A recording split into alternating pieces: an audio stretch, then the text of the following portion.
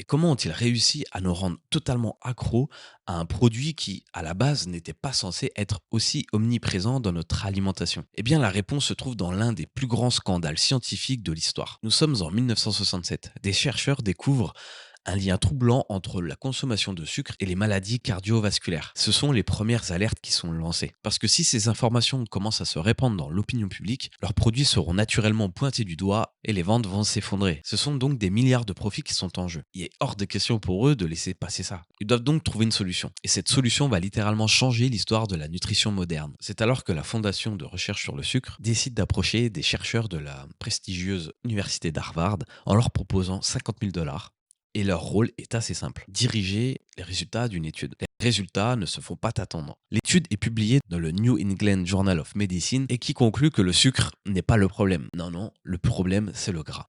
Ce sont les matières grasses. Le financement par l'industrie sucrière n'était pas mentionné sur l'étude parce que c'était pas du tout obligatoire de mentionner les conflits d'intérêts à cette époque. Mais mine de rien, cette manipulation massive a redéfini toute la nutrition moderne, influencé des millions de recommandations médicales et surtout permis aux industriels du sucre de continuer à prospérer.